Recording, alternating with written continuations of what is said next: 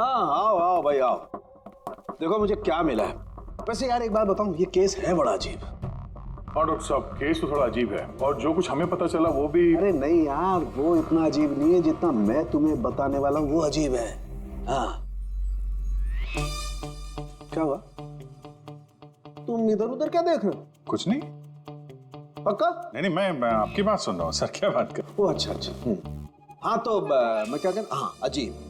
देखो हमें इसके खून के साथ साथ खून की जैसी एक और चीज मिली है। खून जैसा? सर आपका अंदाजा बिल्कुल सही था, ये डाई ही था। अरे तारिका जी आप आ गई? मेरा मतलब क्या बात कर रही हैं? लाल डाई कैसे? अरे वाह, कंसंट्रेशन वापस आ गया तुम्हारा। अरे यार मेरा कंसंट्रेशन कहाँ गया था? आप लोग भी ना मेरे पीछे ही पड़े रहते हो। अच्छा। हमें सिड की बॉडी में से ये प्लास्टिक बैग मिला है। ये बैग उसकी शर्ट के नीचे उसकी बॉडी के ऊपर टेप से चिपकाया गया था और इसी बैग में बिल्कुल खून जैसा डाई डाला गया। ये तो ठीक वैसा ही है जैसे फिल्मों की शूटिंग में इस्तेमाल करते हैं। या फिर नाटक में। नाटक? हाँ नाटक। जहां तक हमें पता चला है उससे ये साफ होता है कि ये सिड एक ठग था। सिड और इसके साथी मिलके जुए और मर्डर का नाटक करके लोगों को ठगते थे। यानी इस सब में ये बारटेंडर भी मिला हुआ था। वो सोच समझ के रईस लोगों को फंसा के यहाँ इस कार्ड पार्टी में पहुंचाता था और उसके बाद ये मर्डर का नाटक। तो इसलिए रणबीर, विक्रांत और प्रीतम ने अलग अलग जगह पे अलग अलग टाइम पे इसका मर्डर देखा। और वो लोग ये सब पहले से कर रहे हैं, पर कल रात उनका नाटक हकीकत में बदल गया। हर बार एक नया बंगला, एक नया बंदा ठगने के लिए। और बाकी सबसे वही खेल, वही झगड़ा और वही सिट के मर्डर का नाटक। लोगों के पैसे हड़प के पुलिस केस के नाम पे लोगों को डरा के भगा देना। सब कुछ सेम टू सेम। प्लान तो बहुत अच्छा था, तो फिर कल अचानक मर्डर कैसे हो गया? क्योंकि कल रात एक गड़बड़ हो गई। मतलब? एक मिनट।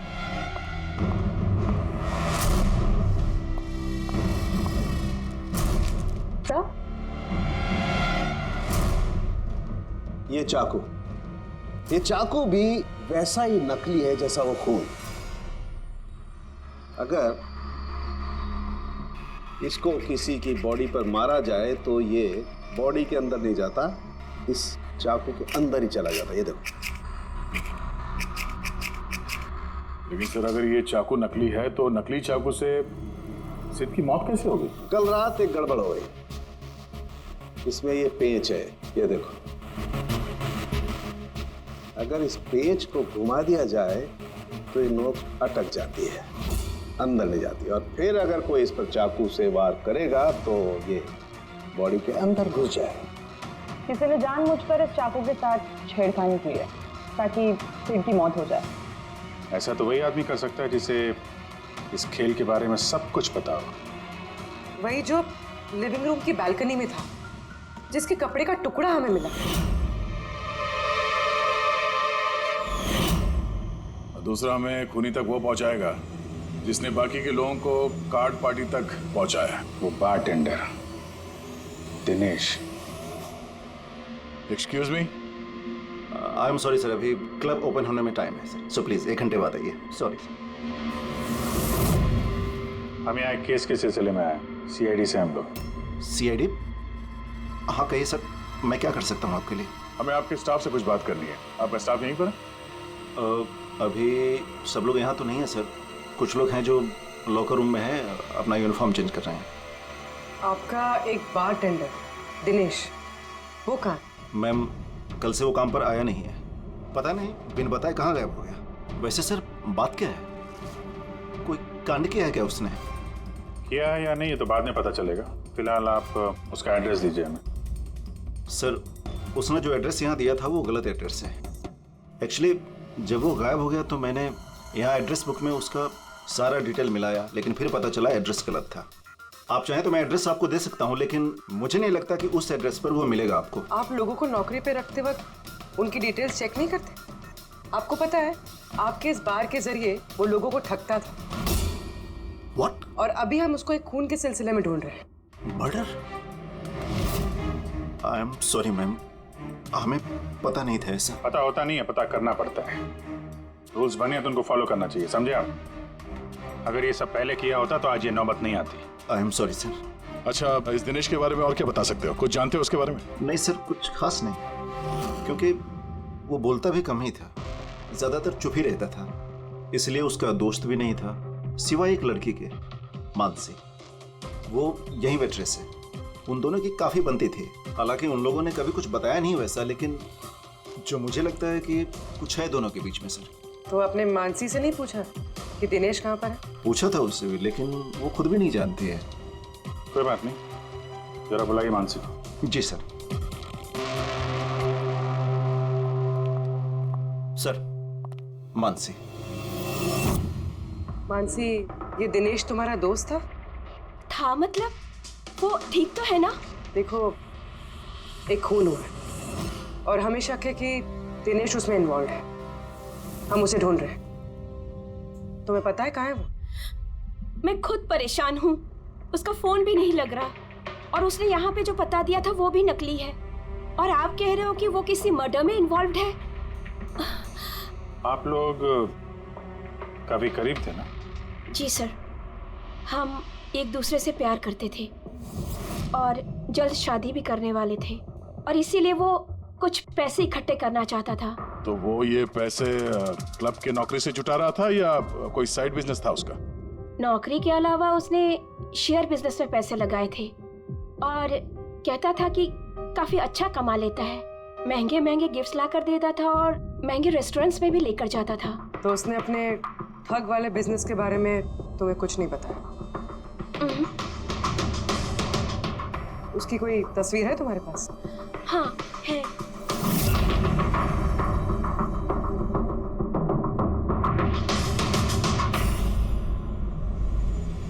सर, ये दिनेश तो फरार है, लेकिन उसकी फोटो मिल गई है। हम लोग सर्कुलेट कर देते हैं इसको। सर, ये दिनेश तो फरार है, लेकिन उसकी फोटो मिल गई है। हम लोग सर्कुलेट कर देते हैं इसको। हाँ हाँ करो अभिजीत करो। 3 लोगों के स्केचेस तो बन ही रहे हैं। एक बात तो पक्की है कि चारों के चारों एक साथ किसी बिल में छुप कर बैठे हैं। हाँ सर, ये लोग ठग हैं सर, खूनी नहीं है। गलती से इनके हाथों खून हो गया है। 100% ये लोग डरे हैं, इसीलिए कहीं जाके छुपे हुए हैं। बस इसी डर का हमें फायदा उठाना है। इतना इनका डर बढ़ाना है कि जरूर कोई ना कोई गलती करेंगे और फिर हम दबोच लेंगे इन्हें। सर, हाँ स्केचेस रेडी। Okay sir. हाँ, ये तीनों जुआरी है सर, और जिसने चाकू मारा वो हरीश है। एक काम करो, ये तीनों स्केचेस और उस बारटेंडर का भी फोटो हर police station, railway station, bus station, hotel, lodges सब में भेज दो। यहाँ तक कि सारे न्यूज चैनल में भी भेज दो और कह दो उनको कि 24 घंटे ये चेहरे फ्लैश होने चाहिए। हर घर में इनके चेहरे याद होने चाहिए।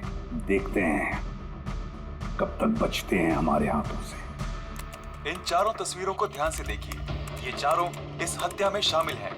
इनके बारे में कोई भी सुराग या कोई भी सूचना मिले तो सीआईडी को इस नंबर पर तुरंत कॉल करें। ये चारों खतरनाक ठग हैं। ये लोग इंडस्ट्रियलिस्ट हेमंत कुमार के फार्म हाउस पे अपने ही एक साथी का कत्ल करके भागे हुए हैं। पुलिस द्वारा की गई फार्म हाउस की छानबीन से कुछ भी पुख्ता सबूत नहीं बरामद हो पाए हैं। सीआईडी को इनकी तलाश है। ये हैं इनकी तस्वीरें।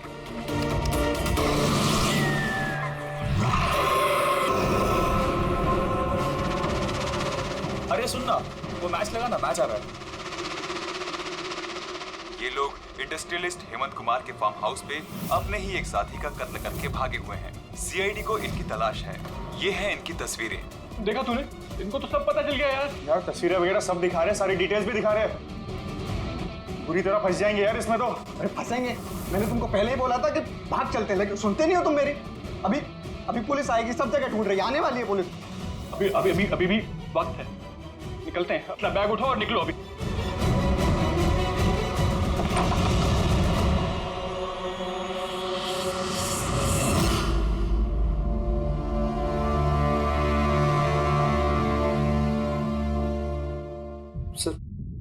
सिड तो मेरा बहुत अच्छा दोस्त था, मेरा पार्टनर था, सब कुछ सही चल रहा था। इतने टाइम से कभी कोई गड़बड़ नहीं हुई।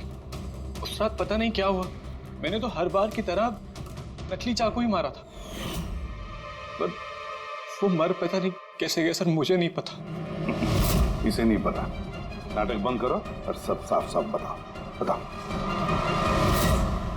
सर, हम अमीर एनआरआई लोगों को बकरा बना के ठगते थे और दिनेश जेरीज क्लब से ऐसे बकरों को सिड से मिलवाता था और फिर सिड उन अमीर एनआरआई लोगों को किसी खाली सुनसान बंगले पे ले जाता था, जिसको हम पहले से ही सिड के बंगले की तरह सजा देते थे। हाँ सर, मेरा एक बिजनेस भी है सर, रियल एस्टेट एजेंसी का। तो सर इस काम के लिए मैं ऐसे ही खाली सुनसान बंगलों का पता लगाता था और सर फिर अवेलेबल करवाता था इस काम के लिए। सर पहले हम बकरों को खेल में जीतने देते थे और फिर जब उनको भरोसा होने लगता तो सिड जीतना शुरू कर देता था। सब कुछ प्लान्ड होता था सर, सिड जीतता रहता था और फिर उसके मेरे बीच में झगड़ा होता और मैं उसका फिर खून कर देता था झूठ मूठ में। ये सब देख अमीर एनआरआई लोग घबरा जाते थे और अपने पैसे वैसे सब छोड़ के भाग जाते थे। उठ जानो टंकी, गए वो।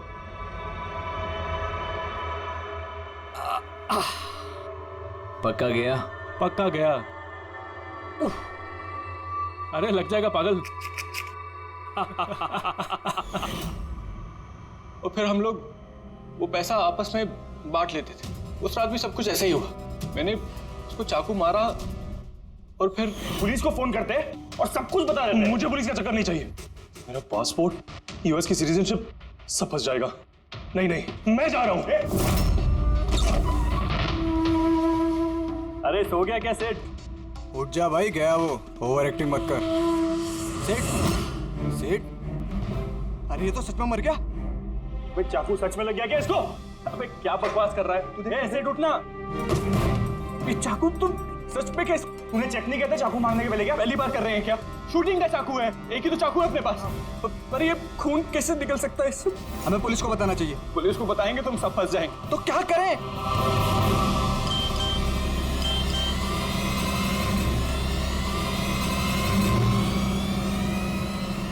तेरा गेम उल्टा पड़ गया भाई। क्या?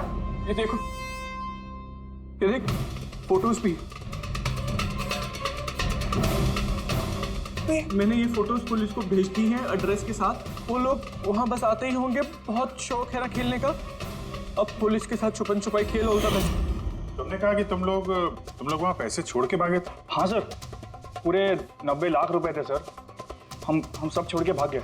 लेकिन हमें तो वहां कोई रुपए मिले ही नहीं। मुझे नहीं पता मैम, वो पैसे कहाँ गए, वो नकली चाकू असली कैसे बन गया, सिड का खून कैसे हो गया, मुझे कुछ नहीं पता। किसी ने तुम्हें तुम्हारे चाल में फंसा दिया, समझे? तो वो कोई ऐसा है जो तुम्हारे इस खेल के बारे में सब कुछ जानता है, उसी ने चाकू के साथ छेड़छाड़ की और सिड का खून हो गया। और वो दिनेश, वो कहाँ है? सिड के मरने के बाद मैंने दिनेश को फोन किया था। मेरी बात सुन के वो बहुत घबरा गया था, बोला कि वो शहर छोड़ के भाग जाएगा। ये दिनेश तो तभी से गायब है। कहीं ये सारी चाल इस दिनेश की तो नहीं?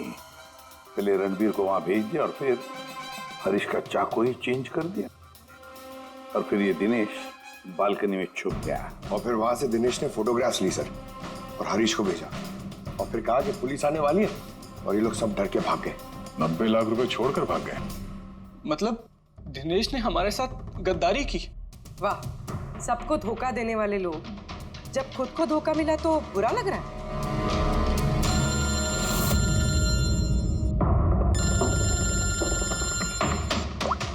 बोल साउंड के फैंटास्टिक, ठीक है। साउंड के को सुराग मिल गया। जो चीजें हमने दिनेश की साउंड के को भेजी थी, उसका यूनिफॉर्म और जिम बैग।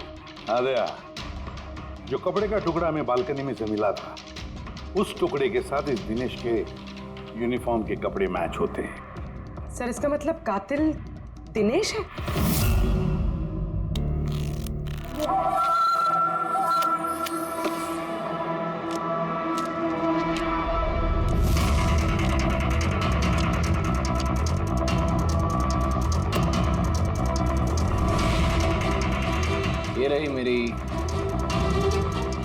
2 लाख की चाल।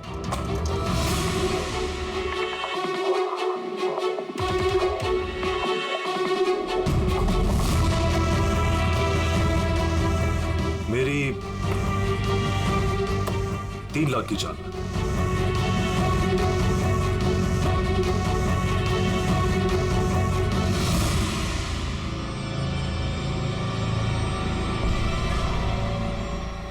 शो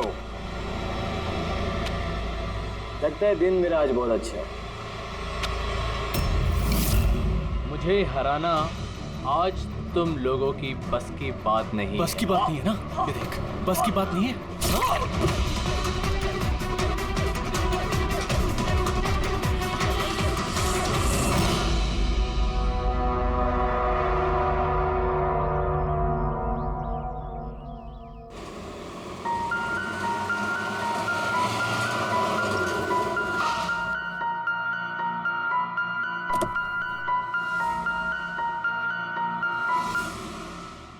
चलो बच्चों,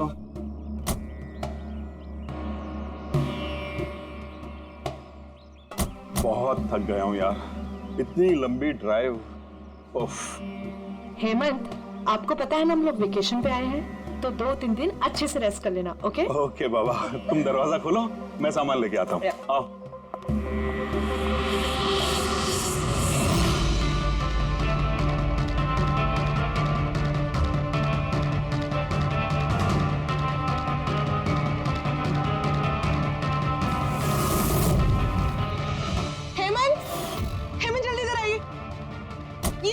ये दरवाजा। तुम बच्चों को गाड़ी में बिठाओ, मैं देखता हूँ। हेमंत, आराम से प्लीज।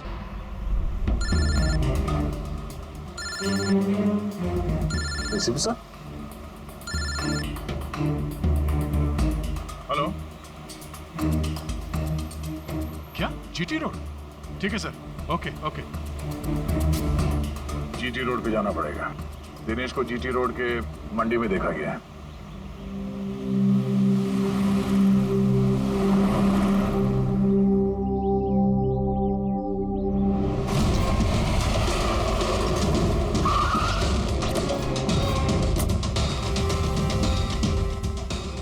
भाई साहब, इस आदमी को देखा आपने यहाँ पे?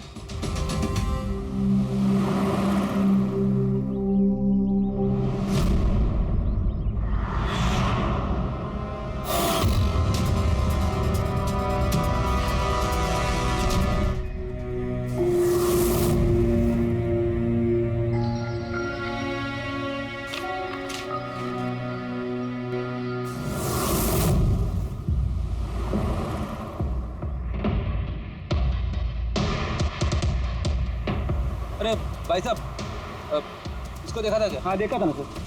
कहाँ पे? वहाँ पे खड़ा है। आगे? हाँ आगे। Thanks thanks. चलो। माँ, पापा, मुझे माफ़ कर दीजिए। मैंने आपको बहुत दुख दिया, आपकी इज्जत मिट्टी में मिला दी। मगर एक बात का यकीन कीजिए, मैं खूनी नहीं हूँ। मैंने किसी का खून नहीं किया। मैं तो बस थोड़े वक्त में ज़्यादा पैसे कमाना चाहता था। पुलिस मुझे ढूंढ रही है, आज नहीं तो कल पकड़ लेगी। मेरा बचना मुश्किल है।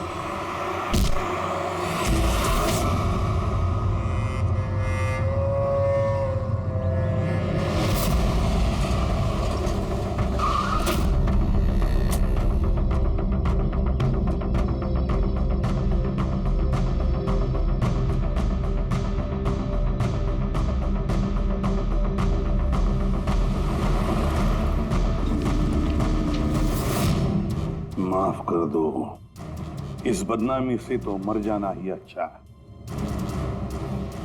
सर, हम लोगों ने सीसीटीवी फुटेज चेक किया है, उसमें बहुत डिप्रेस नजर आ रहा था।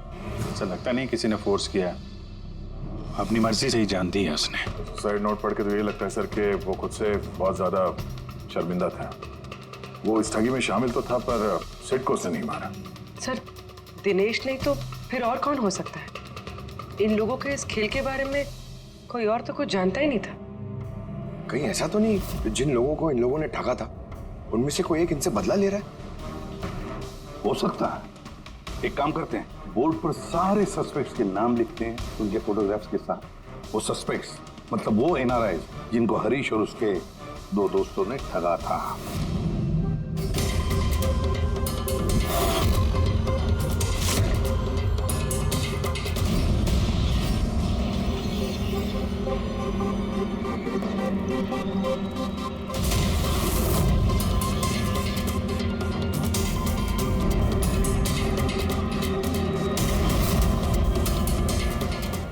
सर ये हैं वो सारे लोग जो इस मामले से जुड़े हुए हैं। अभी पता लगाना पड़ेगा खून के वक्त ये लोग कहाँ थे। सारा इंफॉर्मेशन हमें एयरपोर्ट इमिग्रेशन से मिल जाएगा। सर, इन फोटोग्राफ्स में जो 8 लोग हैं, ये लोग उस वक्त इंडिया में थे ही नहीं। इनफैक्ट ज्यादातर लोग उस हादसे के बाद इंडिया वापस आए ही नहीं। सिवाय ये 4 लोग सर, ये अपने 3 गवाह विक्रांत, रणबीर, प्रीतम और मिस्टर राणा। सर अभी मेरी राणा जी के घर पे बात हुई सर, उनकी वाइफ से। 3 साल पहले ही उनकी डेथ हो गई थी सर, और 3 साल पहले ही इन लोगों ने उन्हें ठगा था। वो इसी गिल्ट में रह गए सर कि उनके सामने किसी का खून हुआ था और कुछ नहीं कर पाए, जिस वजह से उन्हें नशे की आदत हो गई। और मतलब बचे 3 सस्पेक्ट्स, प्रीतम, रणबीर और विक्रांत। प्रीतम और विक्रांत ये लोग देश में तो थे लेकिन शहर में नहीं थे। अब ये बचता है रणबीर। रणबीर तो खुद वहां मौजूद था, वो तो उन फोटोज में भी है। हाँ सर, वो एक साथ बालकनी में और हॉल में नहीं हो सकता सर, ये कोई और ही है। तो फिर कौन हो सकता है खूनी? पंकज, मिस्टर राणा की मौत 3 साल पहले हुई है, उनके सारे डिटेल्स दो मुझे। सर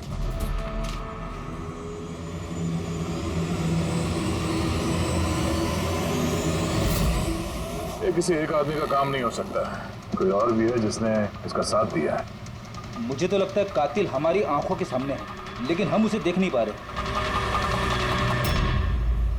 यस, कातिल हमारे सामने ही है। क्या बात कही है फ्रेडी? सुपर। मैंने सर? हाँ तुमने। कातिल वाकई हमारी आंखों के सामने है, मगर हम उसे देख नहीं सके। पर अब मुझे समझ में आ गया, होटल चलते हैं। होटल? हाँ होटल। थियरी के मुताबिक उसे होटल में ही होना चाहिए। एक बार ये साबित हो जाए कि वही है तो उसका साथी और जुए के पैसे सब मिल जाएंगे। चलो तो फिर जल्दी से चलते और उसे पकड़ लेते। पकड़ना नहीं है उसे, उस पर नजर रखनी है। और हाँ, उसने कोई होशियारी की तो छोड़ेंगे नहीं उसे।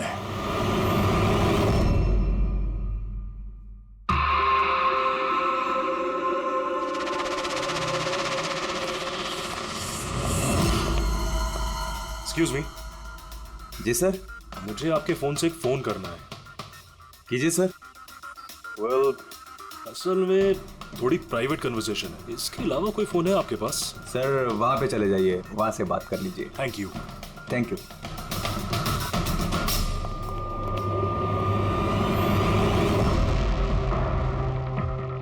सुनो भाई साहब। जी सर। हम लोग सीआईडी से, हम लोग इस आदमी को फॉलो कर रहे हैं। ये आदमी जो बात कर रहा है, हम सुनना चाहते हैं कि वो क्या बात कर रहा है। जी सर, उसका फोन इस फोन से कनेक्ट है। मुझे लगता है सीआईडी को कुछ पता नहीं चला। प्लान कामयाब है। नहीं, हमारा प्लान खराब करने वाला सिर्फ एक ही आदमी था और वो था दिनेश। मगर अब उसको उसके हिस्से की मौत मिल गई है। So there is nothing to worry about. You don't worry, मुझे कुछ भी पता चलेगा तो मैं तुम्हें बताऊंगा। I love you to.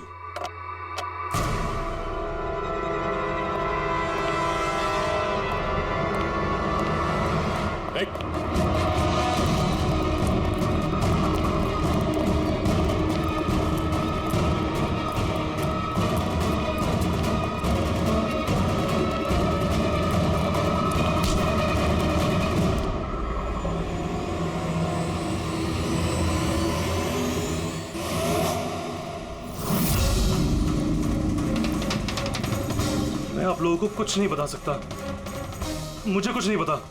तो कुछ बता या मत बता, तूने फोन पे क्या बात कर लिया था ना, वो हमने सब सुन लिया, समझा? ये बता, पैसे कहाँ हैं? हाँ? देखो, चुप रह के क्यों अपनी जान मुसीबत में डाल रहे हो? भलाई इसी में है, सब कुछ सच सच बता दो। पैसे पैसे उसके पास है।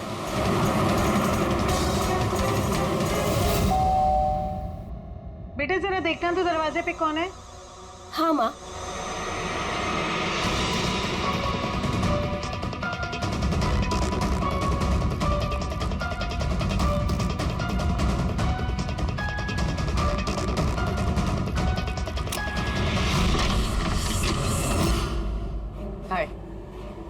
पहचाना?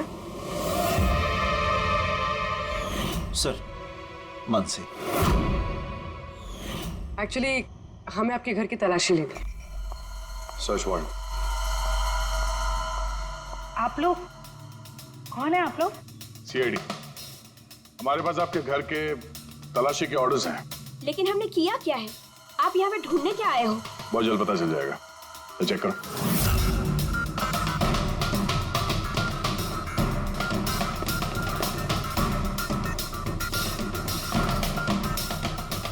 सर,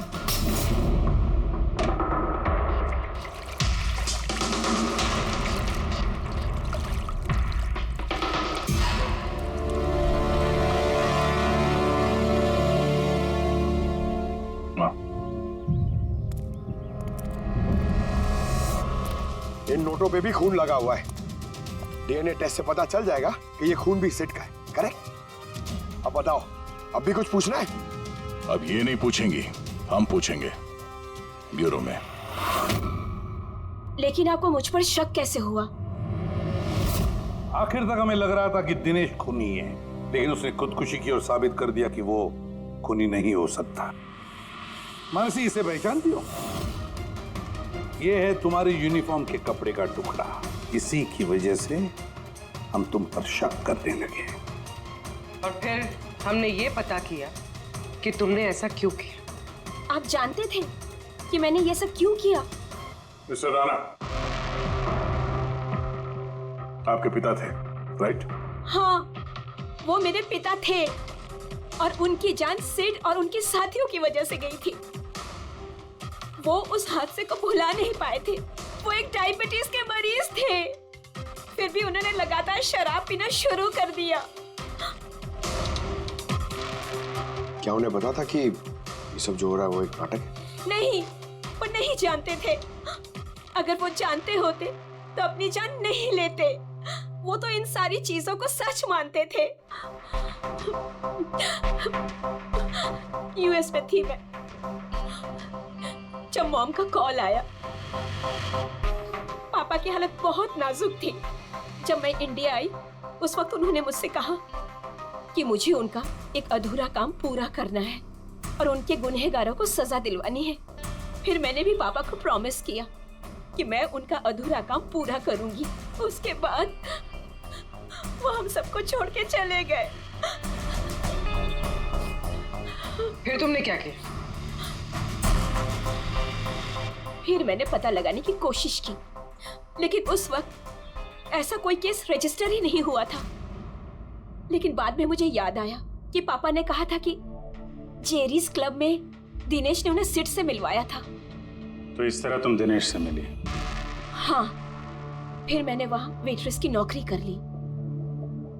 दिनेश से दोस्ती बढ़ाई और धीरे धीरे उसके करीब आने लगी। फिर मुझे सारा मामला समझ में आ गया कि कैसे उन लोगों ने मेरे पापा को बेवकूफ बनाकर उनसे पैसे लूटे थे। मगर कानून से मदद लेने के बजाय तुमने कानून को ही अपने हाथ में ले लिया। बेईमानी के बदले बेईमानी। तुमने दिनेश से प्यार का नाटक किया। हाँ, किया मैंने नाटक उन लोगों को उनके अंजाम तक पहुंचाने के लिए। और इसमें तुम्हारी मदद की तुम्हारे प्यार ने, तुम्हारे असली बॉयफ्रेंड ने।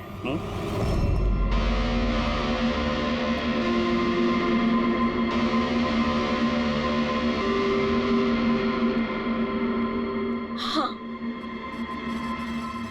हमने मिलकर प्लान बनाया। रणवीर उस रात जानबूझकर बकरा बना था। और वो चाकू किसने खराब किया? अगर इस पेज को घुमा दिया जाए तो ये नोक अटक जाती है। वो चाकू भी खराब मैंने ही किया था और बालकनी में से चुपके फोटोज भी मैंने ही लिए थे। फिर मैंने वो फोटोज हरीश को भेजी और उनको वहां से भगा दिया और खुद पैसे लेकर वहां से निकल गई। मैंने मेरे पापा को दिया हुआ प्रॉमिस पूरा किया। वो पैसे मेरे पापा के थे। मैंने उन्हें न्याय दिलवाया। गलत। न्याय दिलाना तुम्हारा काम नहीं, कानून का है। तुमने कानून को अपने हाथों में लिया और एक बहुत बड़ा जुर्म किया। अब कानून तुम्हें कड़ी से कड़ी सजा देगा। तुम दोनों को कड़ी से कड़ी सजा देगा।